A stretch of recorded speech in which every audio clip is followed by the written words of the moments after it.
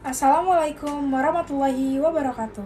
Halo semua, perkenalkan saya Siti Nurmayanti Lasut dengan NPM 2235155516147. Hari ini saya akan membahas tentang materi yang cukup saya kuasai dan merupakan instrumen terpenting dalam pengelolaan negara, yaitu anggaran, pendapatan, dan belanja negara, atau yang biasa kita kenal dengan APBN. Apa sih APBN itu? APBN adalah kesepakatan kontraktual antara rakyat yang diwakili oleh DPR dengan pemerintah. APBN ini merupakan wujud dari pengelolaan keuangan negara.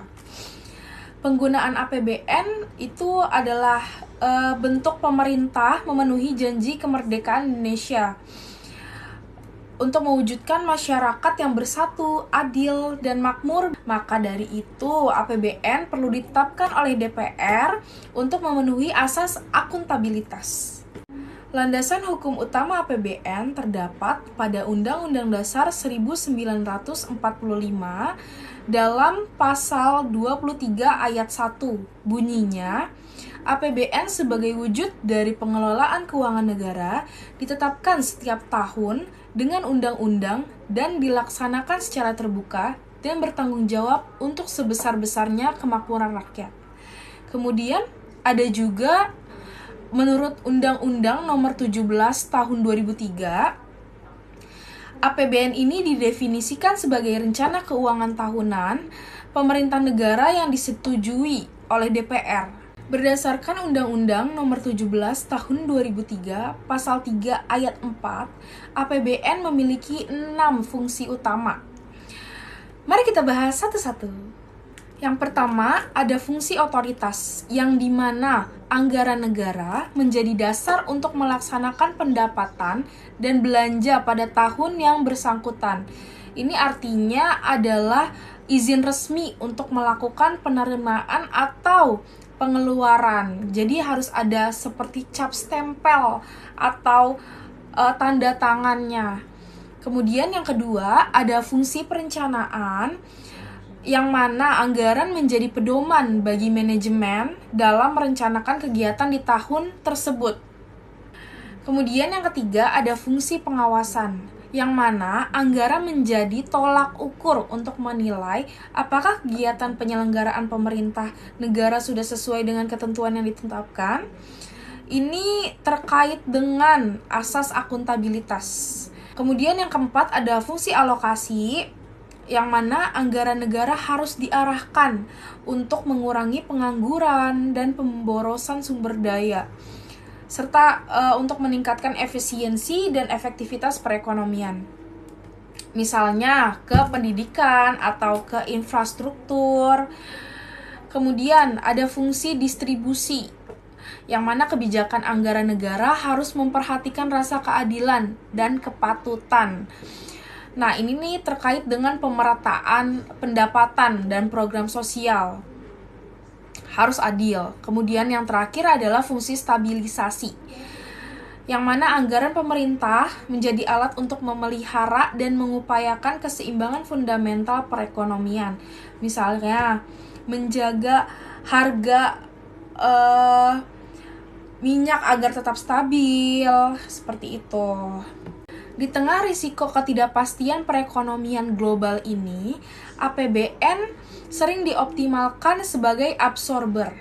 Nah, sebagai absorber, APBN berfungsi untuk mengendalikan inflasi dan menjaga daya beli masyarakat, serta menjaga momentum pemulihan ekonomi. Biasanya ini tuh seperti penyerapan guncangan. Ini juga menjadi momentum penguatan ketahanan fiskal dengan menyiapkan buffer untuk antisipasi ketidakpastian dan menjaga belanja prioritas untuk penguatan produktivitas dan pondasi ekonomi nasional. Ini biasanya visualnya tuh ada dana cadangan atau mungkin ada benteng pertahanan fiskal. Lalu, secara sederhana, APBN terdiri dari 3 komponen utama. Yang pertama, ada pendapatan negara. Pendapatan negara ini adalah hak pemerintah pusat yang diakui sebagai penambah nilai kekayaan bersih. Sumbernya bisa dari penerimaan pajak atau penerimaan negara yang bukan pajak atau PNBP, dan terakhir penerimaan hibah. Kemudian yang kedua ada belanja negara. Belanja negara ini kewajiban pemerintah pusat yang diakui sebagai pengurangan nilai kekayaan bersih. Nah, belanja ini tuh digunakan untuk penyelenggaraan tugas pemerintah pusat dan pelaksanaan perimbangan antara pusat dan daerah, termasuk transfer ke daerah dan dana desa. Jika dibentuk dalam grafik batang, surplus itu merupakan penerimaan lebih dari pengeluaran. Nah, sedangkan untuk grafik batang defisit itu kebalikannya, penerimaan kurang dari pengeluaran.